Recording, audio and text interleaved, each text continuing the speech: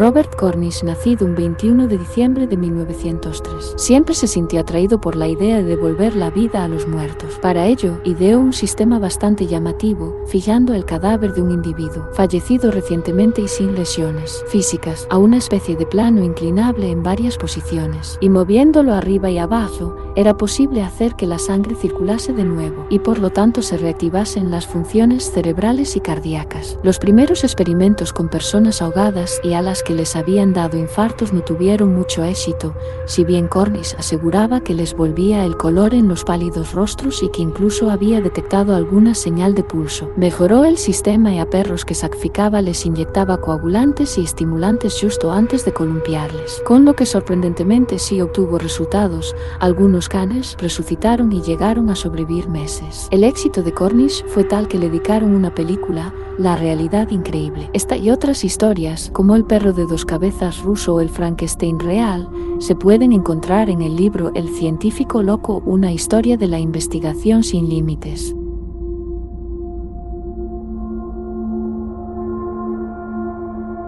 Ignaz Philipp Semmelweis se granjeó a algunos detractores en el gremio científico por su peculiar carácter. Intrigado porque a mitad del siglo, 9 de cada 10 operaciones acababan en muerte, se especializó en obstetricia para conseguir una plaza como doctor en el Hospital General de Viena. Allí observó que en uno de los pabellones de maternidad, en el que solo se permitía pasar a los estudiantes de medicina, tenía una mortalidad muy superior debido a la fiebre puerperal que el otro, en el que asistían a las parturientas solo mujeres aspirantes a matrona. Según las teorías de la época, el menor índice de fallecimiento se debía a que las manos de las comadronas eran más finas y suaves, idea que no convencía a Semmelweis, que se llegó a obsesionar con el asunto. No puedo dormir ya. El desesperante sonido de la campanilla que precede al sacerdote portador del viático ha penetrado para siempre en la paz de mi alma. Todos los horrores de los que diariamente soy impotente testigo me hacen la vida imposible. No puedo permanecer en la situación actual,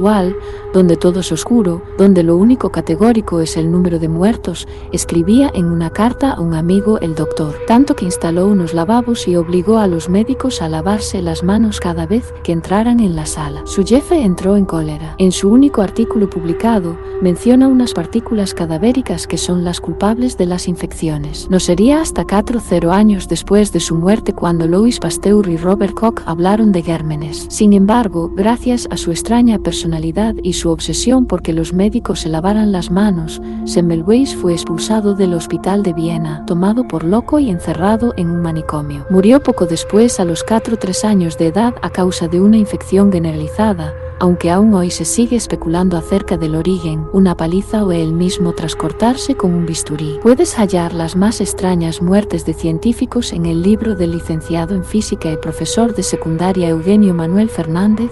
Eso no estaba en mi libro de historia de la ciencia.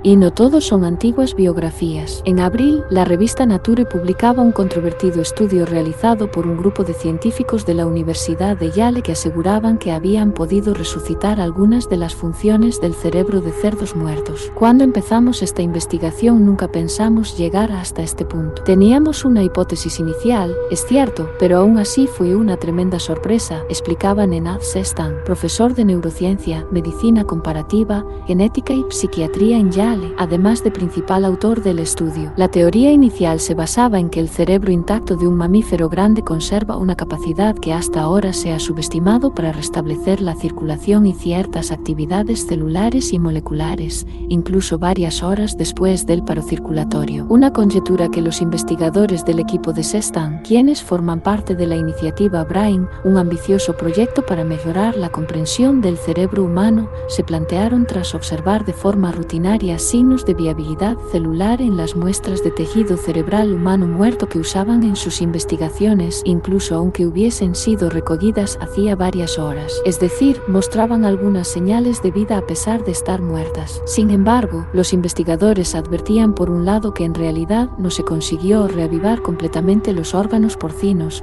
ya que en ningún caso hubo evidencia de actividad cerebral normal, y, por otro, que si investigaciones sucesivas querían indagar en la posibilidad posibilidad de emular al Dr. Frankenstein e incluso aplicar esta tecnología en cerebros humanos, habría que realizar estudios éticos preliminares para ver hasta dónde se puede llegar con esta tecnología, que promete ser toda una revolución, al menos en el campo del ensayo.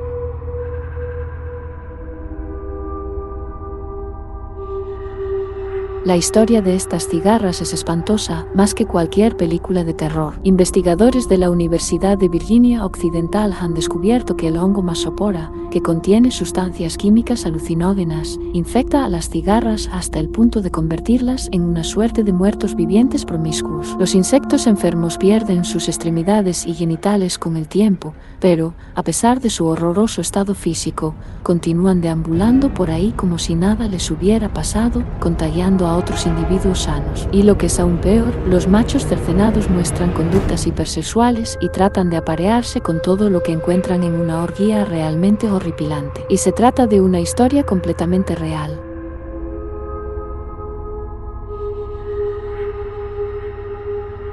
La NASA y la Agencia Espacial Europea han hecho pública una captura de dos galaxias del mismo tamaño en colisión que se asemejan a una cara cósmica fantasmal. A pesar de que los choques entre galaxias son comunes, la mayoría no son impactos frontales como el que probablemente creó este sistema Arp-Madore a 704 millones de años luz de la Tierra. Este violento encuentro ha moldeado al sistema en una estructura de anular, si bien solo por un corto periodo de tiempo. El choque ha arrastrado y estirado los discos de gas, polvo y estrellas de las galaxias hacia el exterior, formando el anillo plagado de astros que da forma a lo que parece la nariz y el óvalo de la cara de la formación. La observación fue realizada el pasado 9 de junio en luz visible por la cámara avanzada del telescopio espacial. Una bonita forma de celebrar el Día de los Muertos.